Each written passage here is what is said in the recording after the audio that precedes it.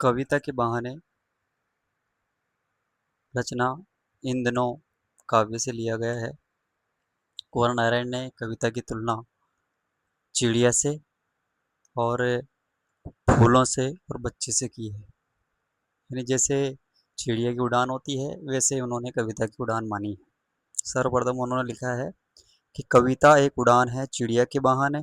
कविता की उड़ान भला चिड़िया क्या जाने, बाहर भीतर इस घर उस घर, कविता के पंख लगा उड़ने के माने, चिड़िया क्या जाने।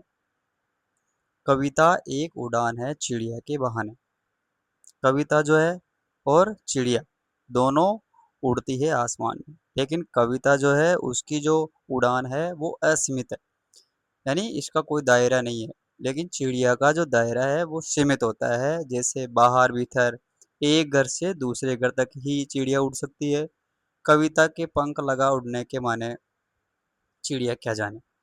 यानी कविता चिड़िया की जो उड़ान है वो कविता नहीं जानती है, या यूं समझ लें कि कविता की उड़ान चिड़िया नहीं जानती है, क्योंकि कविता है उसकी उड़ान असीमित होती है और चिड़िया की उड़ान है वो सीमित होती है। यानी एक घर से दूसरे घर तक, बाहर उन घरों से भीतर चले जाना, यही कविता चिड़िया की उड़ान होती है। दूसरा इसमें कविता एक खिलना है फूलों के बहाने।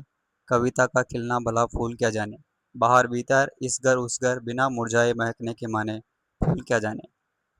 कविता एक खिलना है फूलों के बहाने, यानी कविता भी खिलती है, यानी फैलती है। जब कविता की रचना होती है तो कविता भी आसपास के जो क्षेत्र है उनमें खिलने का काम करती है। फूलों के बहाने यानी फूलों की तरह कविता भी खिलती है।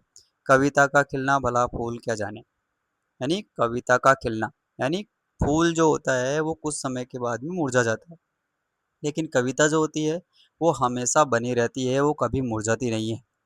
इस घर उस घर यानी पौधे जो हैं या फूल जो हैं इस घर में उस घर में, और शाम होते ही या एक दो दिन में मुरझा जाते हैं। बिना मुरझाए महकने के माने फूल क्या जाने, यानी कविता जो है बिना मुरझाए ही हमेशा के लिए महकती रहती है, ये फूल नहीं जानते हैं।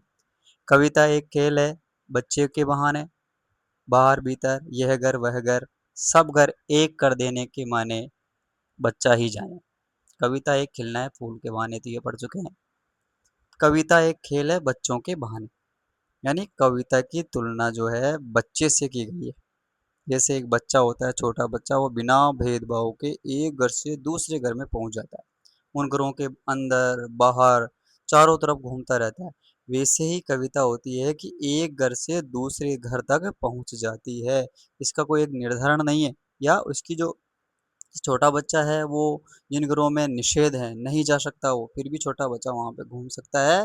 तो उसी की तुलना की गई है कविता से कि बच्चा ही जानता है कविता की उड़ान को। यानी कविता की जो उड़ान है वो असीमित है, बच्चों की तरह वो इधर उधर एक घर से दूसरे घर तक घूमती रहती है।